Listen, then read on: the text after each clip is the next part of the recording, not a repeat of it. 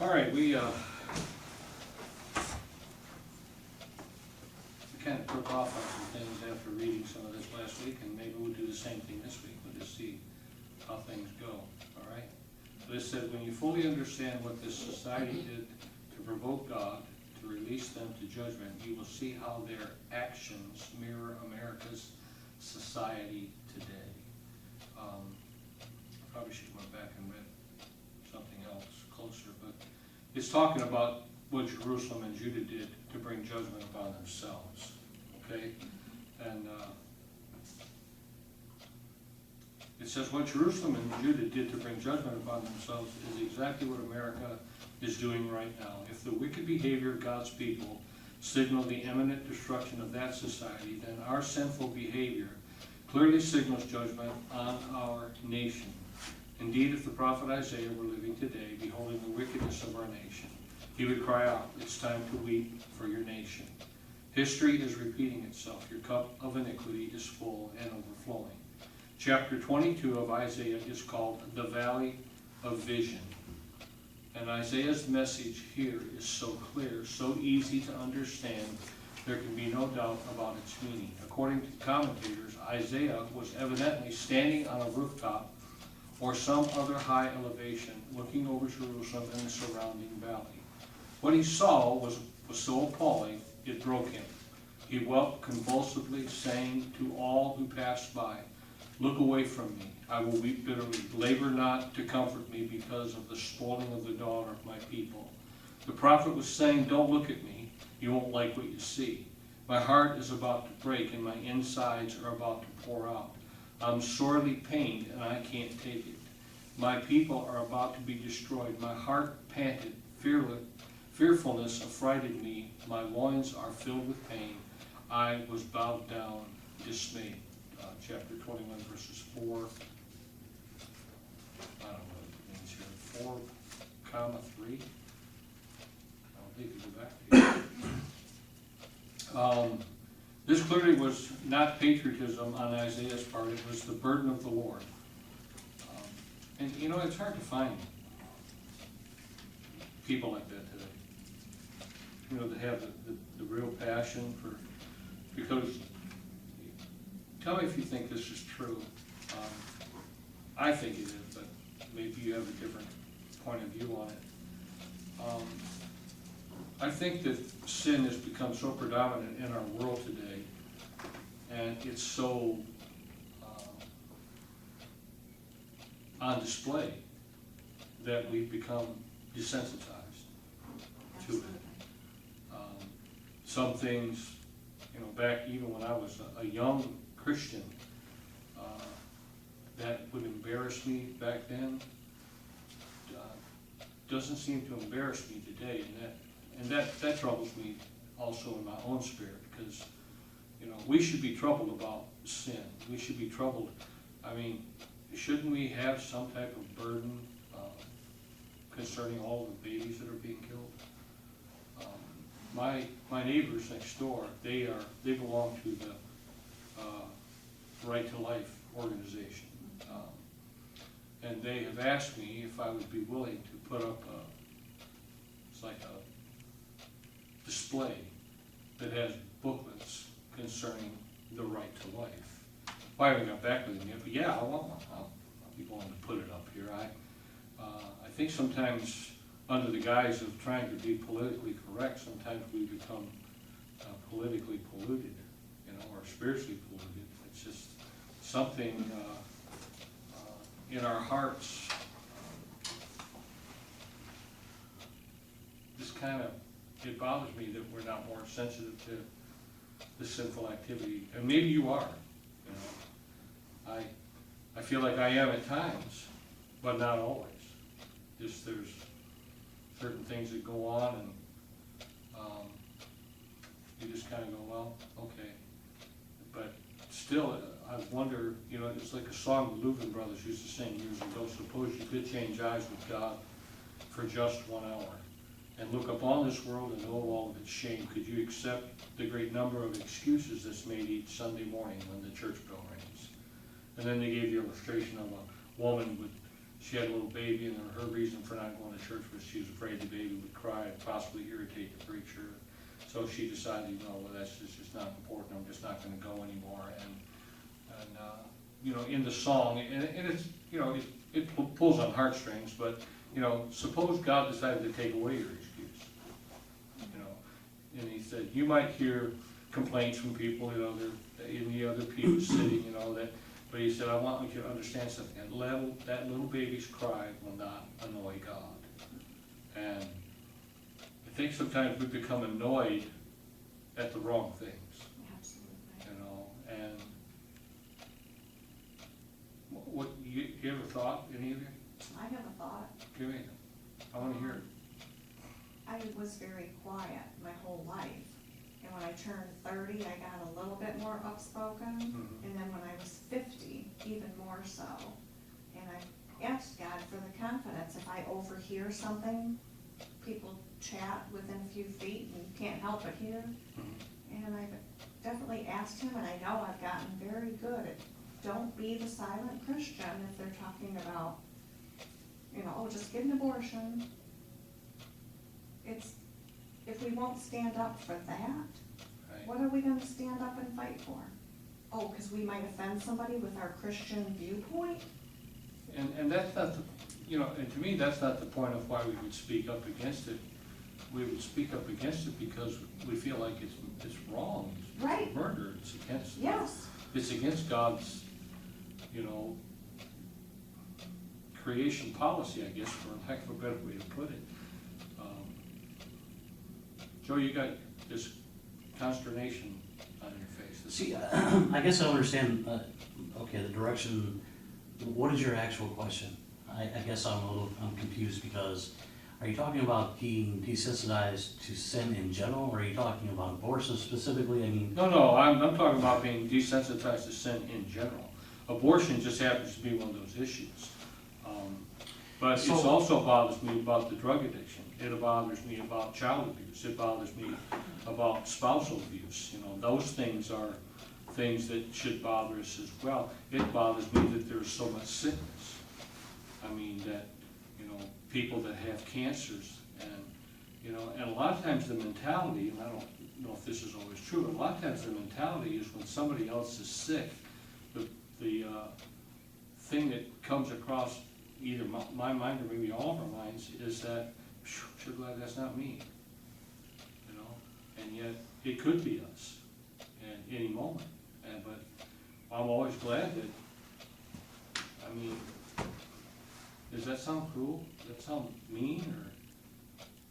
I don't think there's anything wrong in celebrating that you're not sick. Right. But it's like, I guess what I'm trying to say is I wanna be compassionate towards that. But can I comment on your original question about sin and the sin nature or whatever? Right. You were talking about back when you were younger or whatever. Over those periods of years, can you not agree that culture has changed so much about being politically correct and whatever else, that if you stand up and say something against somebody, and that's how they take it when you say you don't agree with what they're doing or what they think or what they're saying. If it's attack against them, yeah. Exactly. That, when you say that, you could easily be attacked. Now, 20, 30 years ago, even 20 years ago, we all had more rights as Americans even, not even just Christians, Right. just Americans to be able to say, I don't agree with you, and it wasn't that personal or a hate crime or Right. something like that. I think sometimes, I don't know necessarily if it's turning away or becoming desensitized to sin as it is, God, what am I supposed to say? How am I supposed to say it? Right. Am I supposed to say anything right now, or do I stand mute? And a lot of times in my spirit, when people are talking to me about whatever, and I don't care what the sin is, I don't say anything, not because I don't like the sin, but because I don't know if I have permission to say anything. Right. And because I really think that it's a different world now than it was 20 years ago. Oh, you're exactly right. It is a different world, and It doesn't bother me any less. but see, I guess that's why it's so important to be led by the Holy Spirit, and yet, if we are not laboring to be spiritual people, then sometimes we can't give a spiritual, do I make sense? To make a Yeah. spiritual response.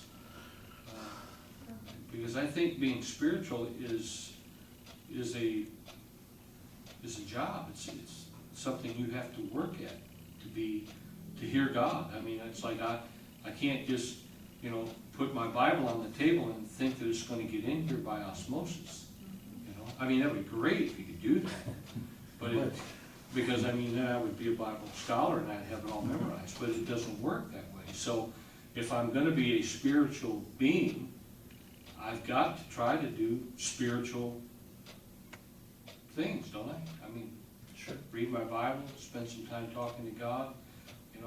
I've got to the place now I don't even know, I'm having a hard time praying in English because I don't know what to say anymore. It's like you ask God for everything in the world, and it's like, and you need this and you need that, but it's like, God, what do you want me to pray for? What is the issue of the day? What is the thing that is pressing most on your mind? Not so much what's pressing on my mind, but what's pressing on his mind, and what is he looking at, and how does he see me? I'm disgusted sometimes when I think how he sees me, because I see me not as good as I would like to be, and so if I'm not happy, where's he at? And yet I keep reminding myself, he loves me, and he remembers that I'm dust, and he remembers that I'm faulty and I'm frail, and I'll make mistakes and fall apart sometimes and not be at my best on certain days. I'm glad he's in charge, Right. and I'm glad he knows all that, because it could be frustrating, trying to please God, and it's like, wait a minute. Jesus pleased God when he did what he did, and I just need to dwell in Christ to the best of my ability and let God work my life out for his glory, because Yeah, I was gonna make one more statement, and I'm not like using you specifically to throw you under the carpet or anything like that, but you can, I don't care. you've made comments before about even your own kids like doing things that may be sinful and that you don't like and stuff, but even in those situations, how much of a voice in their life do you have when you speak about it? You know what I mean? Those are your own kids, and I'm only using that because of Right. examples you've given me. Right. So, those are your own kids, and they know you do it out of love, even though it probably annoys them and they don't want to hear it and whatever. So doing it with total strangers, I think we have to be really sensitive is, am I speaking out of my own bigotry, because, I should hate sin. Am I speaking out of my own bigotry, which could be really offensive to that person, or am I speaking because the Holy Spirit is prompting and moving me to speak in this moment about this issue to that person and what they need to hear right then and there? I think there's some dangerous, sometimes some dangerous things that you could step over lines and lose and ruin relationships with people, even people that were friends, if you are saying the wrong things at the wrong times out of your own Well, see, that's thinking, why, even with the right intent. that's why, I've always, this is my own personal way of approaching that, is that if they open the door, then I go in. But if they don't open the door, I'm not trying to force it open. It says, even the scriptures talks about Jesus, he stands at the door and knocks. He doesn't just burst himself in there. You gotta open the door and let him in. And I feel like people that you're having conversation with, if they open the door, then yeah, you have a right to go in. But if they don't open that door, God forbid for us to try to force it open and try to say, okay, I'm gonna tell you whether you like it or not. They tried to do that, from what I can understand, during the Crusades. They tried to force people to Christianity, and it's like, you can't make people be a Christian. Right.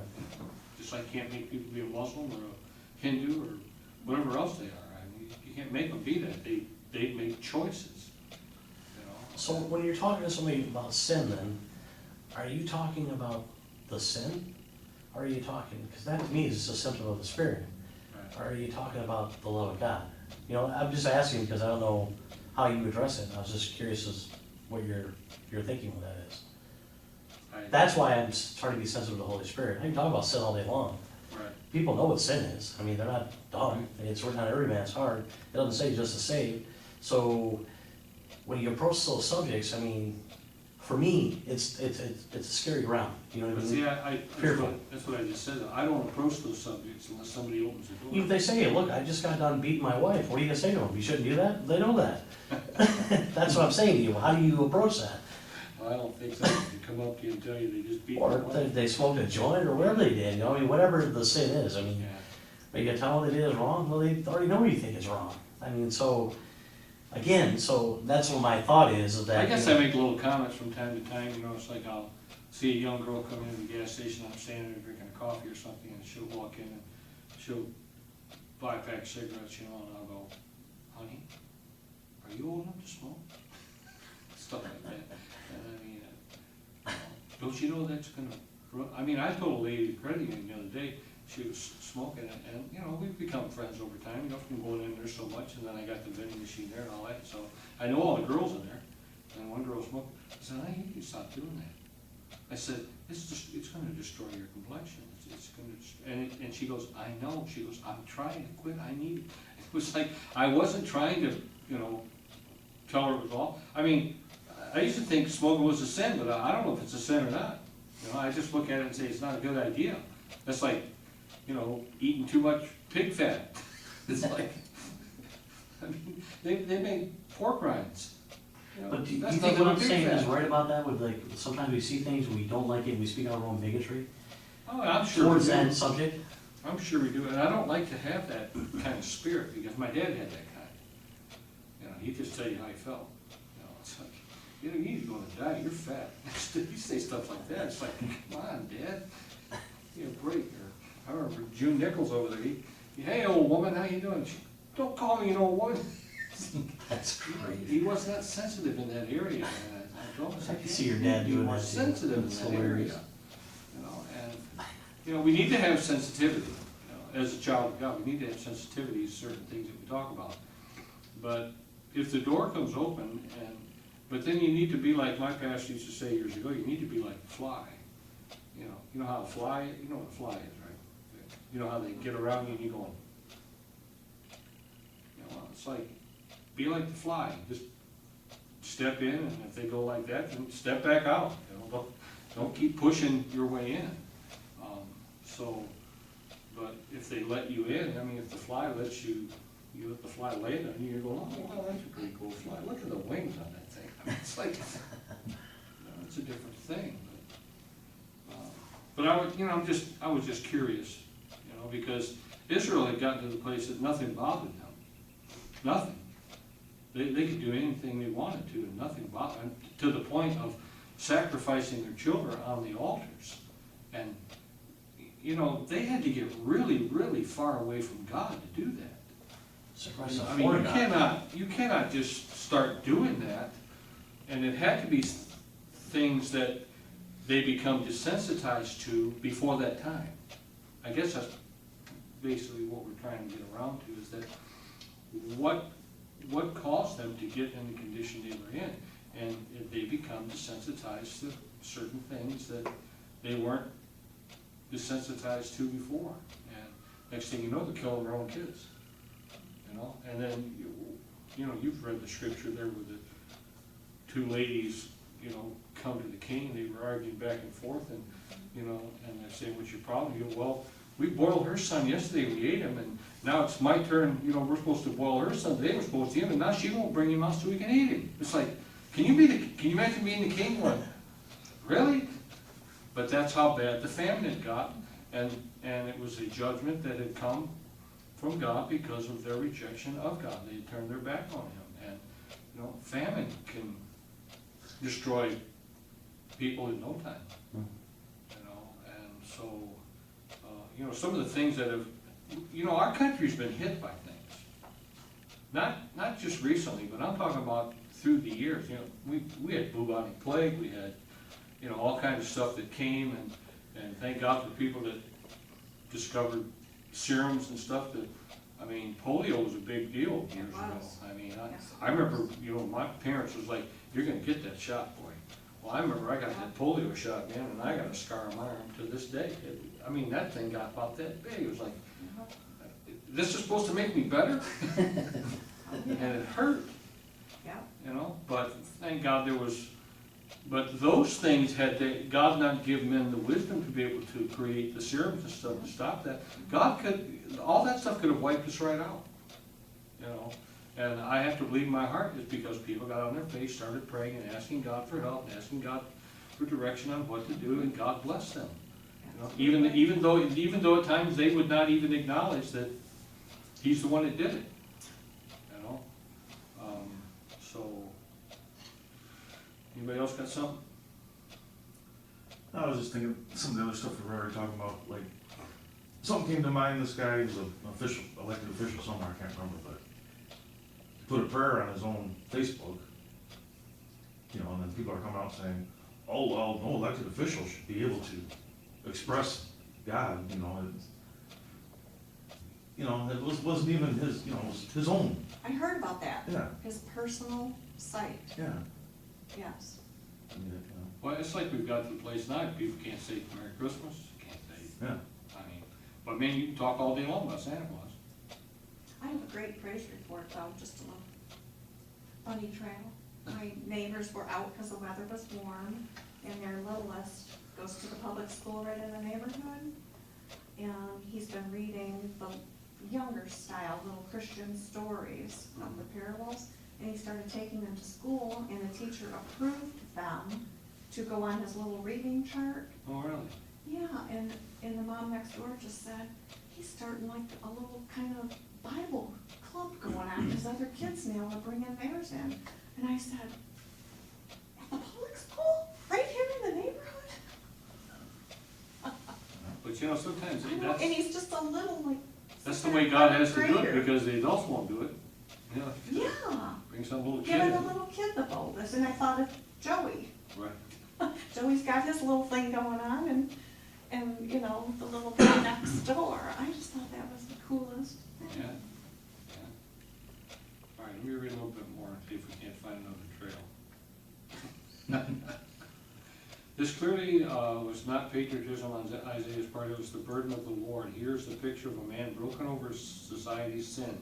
Something we don't see in our churches today. There simply aren't many pastors or Christians in America who see judgment coming and who are broken over it. And David Wilkerson was a broken, from just his writings and stuff, and you've heard him preach and stuff, but he was a broken man over the nation. He was a broken man over what was going on in our world, and he would preach about it. He would talk about it to his congregation. He may not have had the platform that some others have had, but he had a pretty good platform that he spoke from, and his tapes, actually, whatever they were using back before he died, were going all over the world.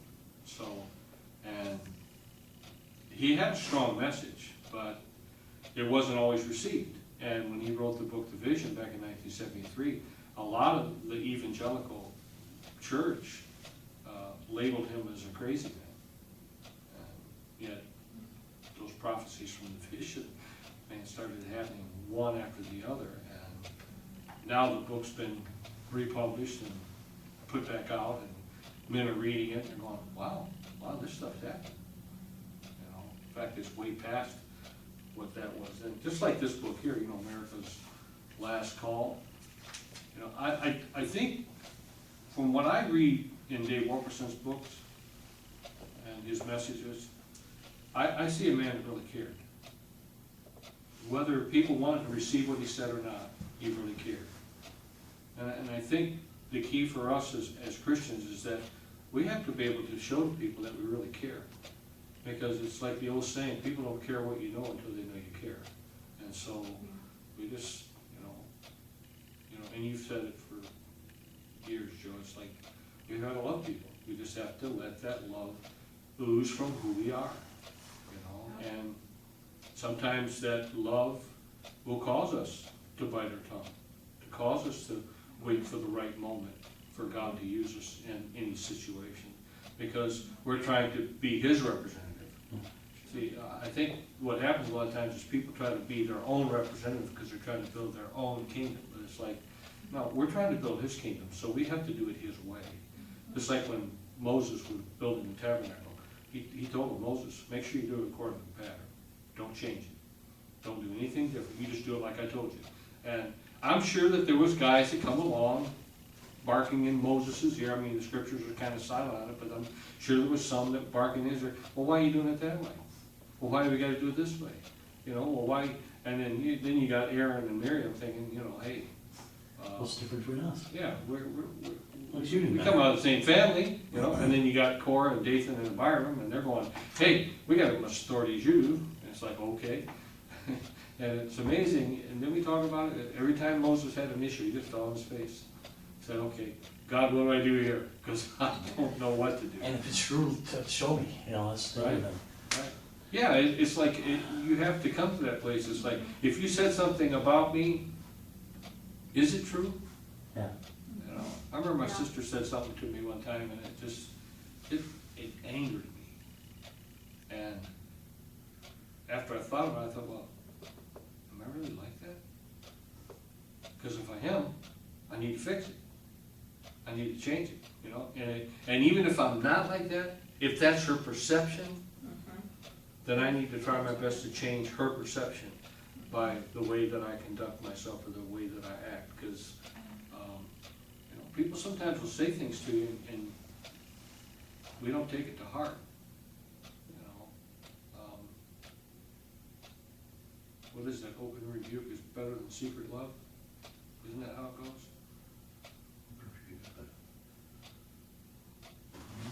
It's like, In other words, that I love you, but I'm not gonna tell you.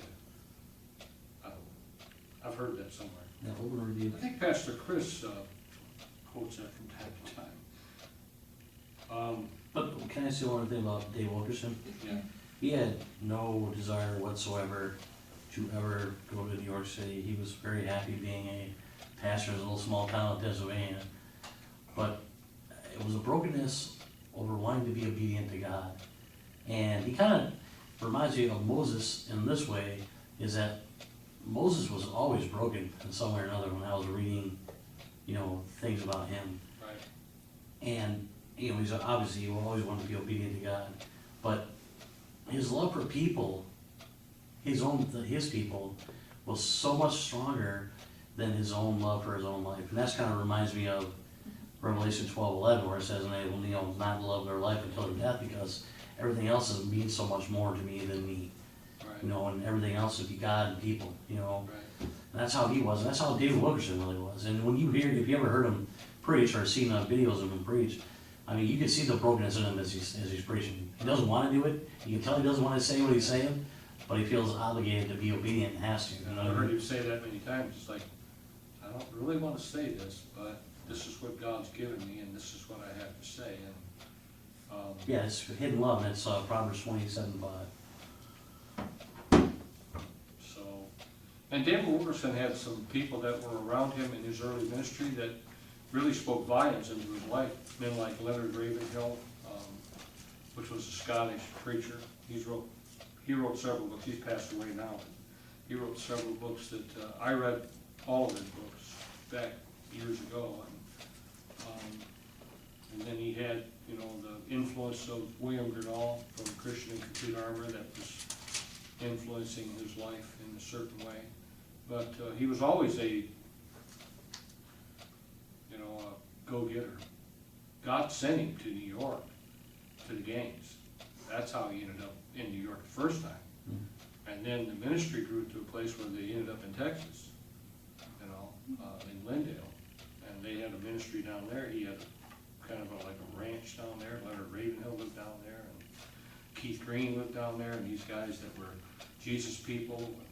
Dave Wilkerson got guys started like Dallas Home and Keith Green and stuff like that. It just, so you're right, he cared about people a lot.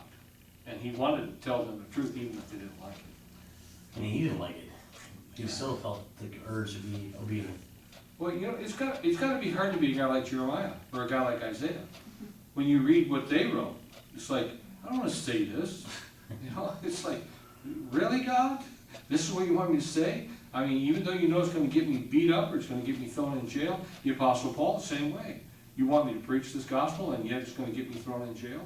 It's like, but they just kept doing it, you know, and I guess you have to determine in your heart who you want to follow and who you're going to serve. And, you know, hopefully in this room we've chosen to follow the Lord and do what He wants, no matter what happens.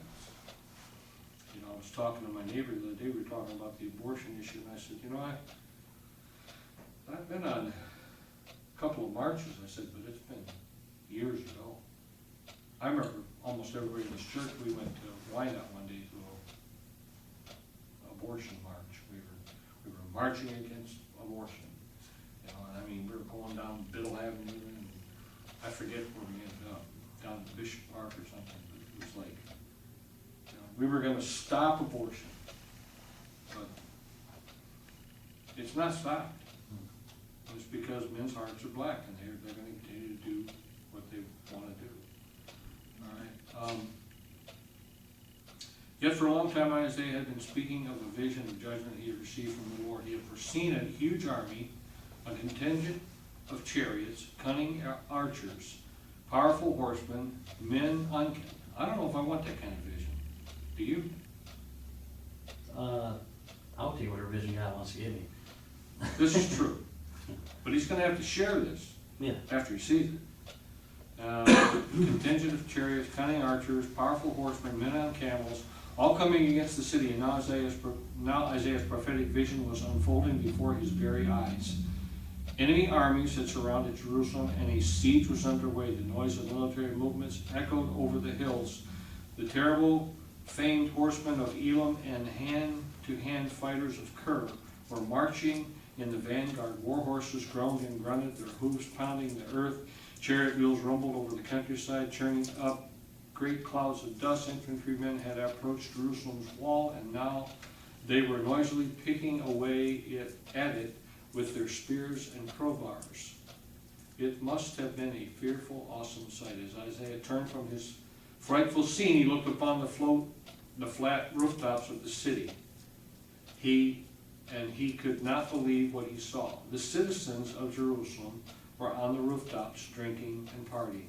The people had gathered to entertain themselves by gazing down at the Assyrian army as it prepared to attack. Isaiah was incredulous at what he saw, and he cried out, "Thou that art full of stirs, a tumultuous city, a joyous city." Prior to this time, the prophet had been walking up and down the land, warning God's people, "Your idols will be brought down. The city wall in which you have trusted will be breached. Your glory shall fade. Time is running out." Yet how did the people react? They jostled each other on the rooftops, trying to get the best view of the approaching enemy. The whole city was stirred up, full of excitement and curiosity. The Bible uses a word here that means boisterous, loud, excited. People whose dwellings were closest to the wall had good views of the valley below, and they hosted their friends for viewing parties. They cried, "Come on up, you got to see this. Pack your lunch and bring the family." Children screamed with delight. Look at all the big white horses. Look at all the sleek chariots and the mighty soldiers oiling their shields. What a sight. They were feasting, getting drunk, celebrating, and Isaiah could not contain himself. He cried out, "What aileth thee now that thou art wholly gone up to the housetops?" I can see this prophet of God in my mind's eye screaming from the rooftop, "Are you people crazy? What kind of spirit has possessed you? What kind of madness would drive you to your rooftops to party while destruction sits at our gates, judgment is at the door, and you're getting drunk?" I have a question for you. What ails our American society? How can the whole nation party, dance, drink, and be saturated with entertainment while thousands of babies are being aborted? What kind of disease has so blinded our nation that the president could veto a bill outlawing doctors from sucking out the brains of babies just weeks before they're born? What horrible sickness allows our society to continue merely in its sordid pleasure-seeking while the elderly are being assisted in suicide? America is under siege by an army of abortionists, pornographers, drug pushers, murderers of the elderly, coming at us from all corners of the earth, and yet only a few prophetic voices can be heard. I'm sure Isaiah's voice was drowned out by the partying crowds. Oh, It's only that old Isaiah, the gloom and doom preacher. Don't pay any attention to him, and so it is today. Prophetic warnings are ridiculed and ignored. Think that's true? Ignored? By the masses, not by the church, not by people that are trying to hear God, but I'm talking about by the masses.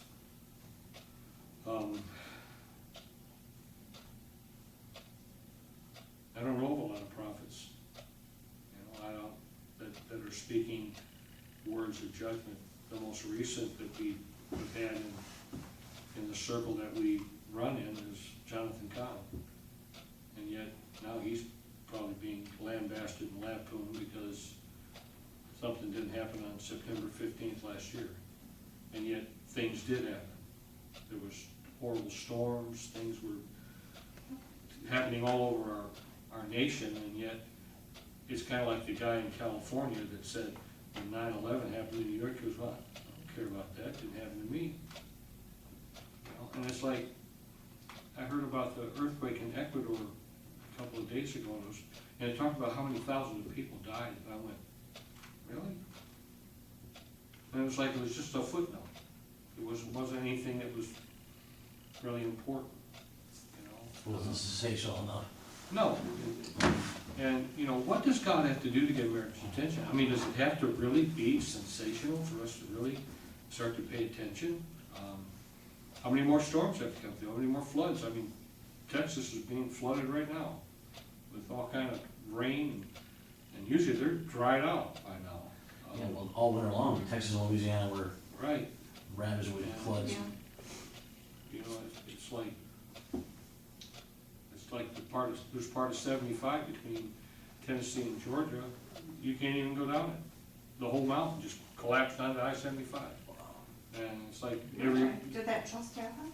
it happened like, they're talking it's gonna take close to 2 years to get it open. Wow. I didn't hear any of that. And it's like, so we didn't come back that way.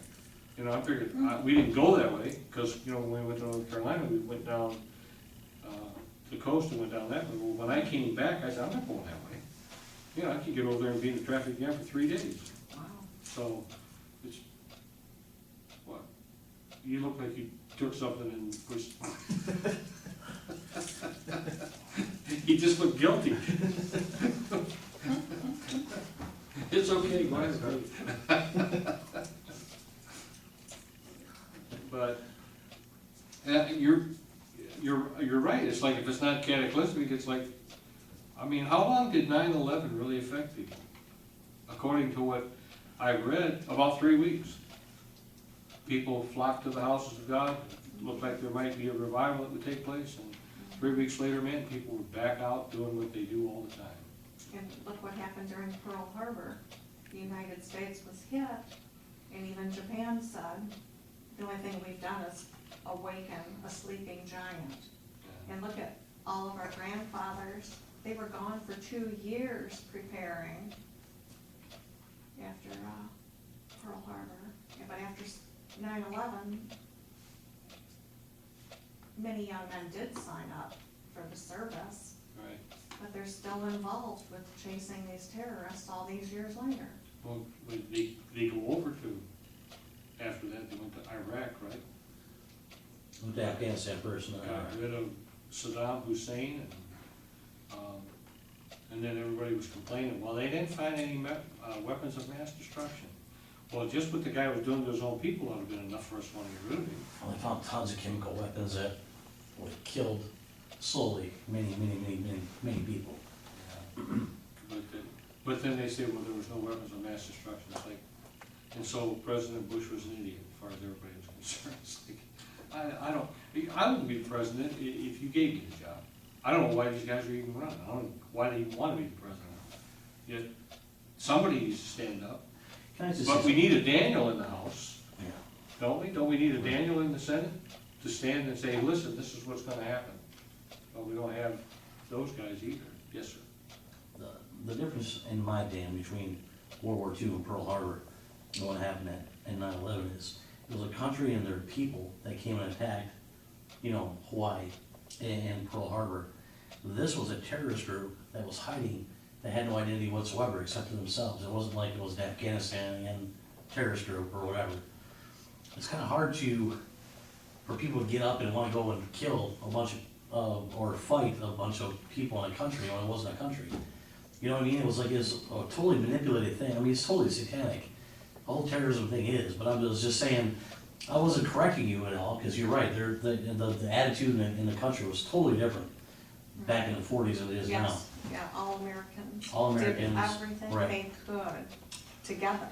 But in the same token, we didn't have an enemy that we could see. Terrorists are in the shadows and We they still don't. hide. I mean, we Yeah. have ISIS, but we really don't have an enemy we can really see. It's like they just hit in this certain pockets and all over. Yeah. It's kind of like, that's where we are, and yet, you know, America doesn't have to be destroyed from without.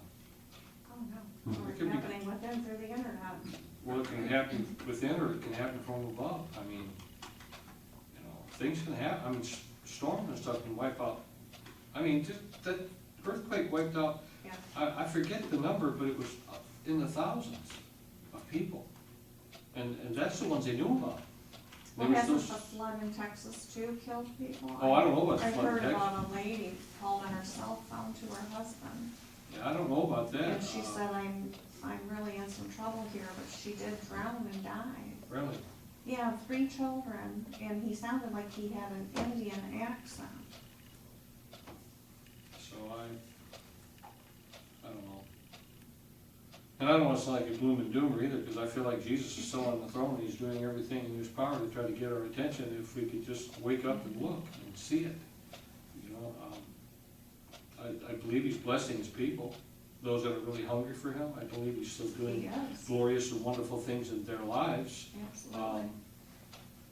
And yet, we are burdened, even though we're blessed, because we have either a lost family member, or a lost neighbor, or a lost child. You know, we're concerned about their, hopefully we're concerned about their souls. We want them to go to heaven. Mhm. You know, I don't want anybody to go to hell. I don't care how mean and how horrible they are, and yet there are some folks that have been so mean and so horrible that you like kill them. And that's not a good spirit to be of either, you know, but there's some really, really, really mean people out there. And, I mean, you know, I went on the internet and looked at when they cut all those heads off of those guys, those 20 that they took down to the sea and cut their heads off. I mean, they didn't show them cutting their heads off, they showed them putting the knife through their throat, and then they showed the next scene was all these guys, you know, they're on their chest and their heads were right stuck back on the back of their neck, or they'd cut them off, and it was like, really? You can be that? But war brings out the worst in people. It just really does. I mean, that's why these guys got this, what is that thing they have, PTSD, post-traumatic stress can't disorder. function. I was talking to a guy on the beach down there in Florida, and he was in the Vietnam War. And he goes, I still have problems. He said, there's like 10 of us that he said that we go meet. And he said, sometimes it just gets overwhelming to all of us, and we need each other. We actually get together and just sit around and talk. And really nice guy. He gave me some fish. I was like, this is cool. Cooked him that night.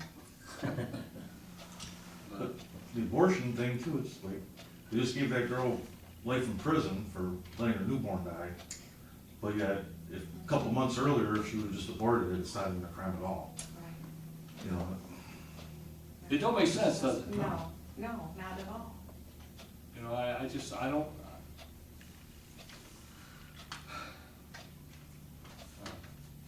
This didn't make sense either. When, I mean, partying as the enemies at the beach. Right. It's Almost like it's oh, hey guys, how you doing? Yeah. Glad you come here to destroy us. Yeah, no, They felt like they were, what word am I looking for? Invincible. yeah. You cannot break through these walls. Well, actually, in verse 13 and 22, Isaiah says, but instead of the pleasure and mirth, slaying oxen and killing sheep, eating flesh and drinking wine with no idea. This is, let us eat and drink, for tomorrow we die. They don't care. And a lot of They don't people care if have they- that attitude now, because it's hard for young people You- nowadays. It is, but that's the attitude, like tomorrow we'll die, oh well. Yeah. They You- don't see a better future. No. And on a higher note, I've been discussing with Joe, somebody close to me, and I knew this past Friday, either the police were gonna go to his home or the coroner. There was just no question. But the Holy Spirit just gave me the words to say, and it was all about, but your future. Everything you're telling me again for the 2000th time in the last 2 years is everything negative and in the past. I'm looking to your future, and just by saying that, that was the seed. It was the Holy Spirit guiding me not to tell him all the bad things of the past. And that did it. No police, no coroner, nothing. And he called me, I think Sunday after our service. And he sounded totally normal again. Praise God. Yeah. Because this is someone that does not see a future. 40 years old, and he knows all the bad things, decisions he made. Or then you have the other group that are rapture ready. And How selfish. they're like, I don't care what happens, I'm gonna be gone anyway, the rapture's gonna take place. It's like, I would like to teach Really? them Luke 16 then. yeah, but I mean, you look at them and you're going, really? You're just waiting for the rapture? How do you know it's gonna happen? I mean, if there's gonna be a rapture, which, you know, I have my questions, but if there's gonna be one, and you're gonna wait for it, well, what if it don't come in your lifetime? So you're just gonna sit around and wait? Right. You know? We're not Jesus doing was to occupy till he comes, you know, whenever that coming is, and, that. you know, I wouldn't argue with people over the rapture. If you wanna believe in the rapture, fine, if you don't, I don't care either, it don't make no difference to me, I'm speaking I'm like that life. one guy, I'm a I'm speaking pan-millennialist, everything's gonna pan out. And I'm speaking life and hope. But I I- don't care about the situation. But I wanna know the truth myself, I mean, people are gonna ask questions, especially to a pastor, or to somebody that's in ministry, they're gonna ask questions like, what is your stand, what do you believe, where are you at in all of this? So, you know, when those questions come up, you know, you wanna give the best answer you can concerning what you believe, whether they believe what you believe or not, you still gotta tell them what you believe. You know, doesn't make everybody happy, but it does it matter, one way or the other, whether there's a rapture or not a rapture? If I'm right with God, no, it doesn't matter. You know, but See, I think, I'm gonna word this as best I can.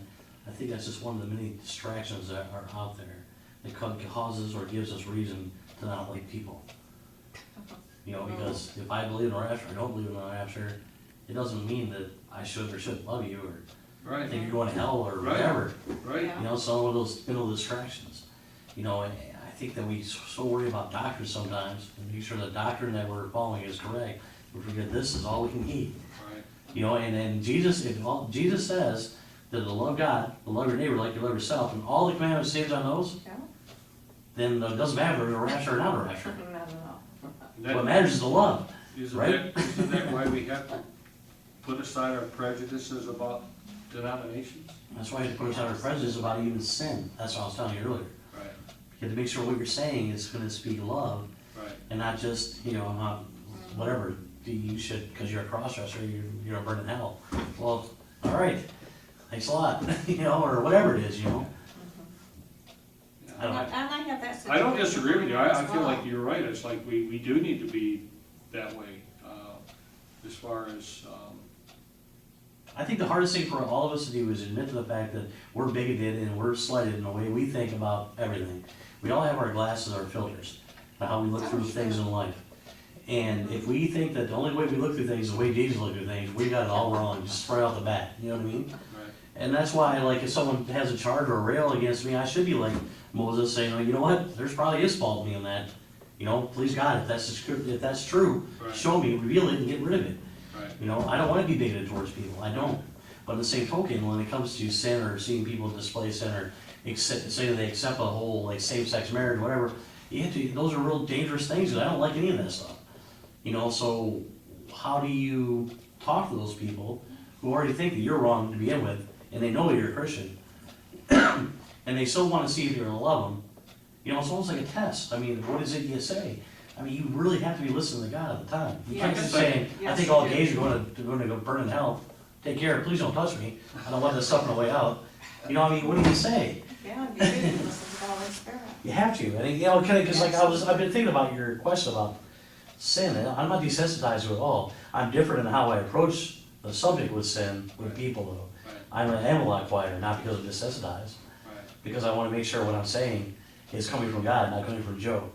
You know, because coming from Joe, it's cruel and horrible and mean. It is. Yeah, and then you have to check yourself also, is when you say you love them, do you really? Yeah.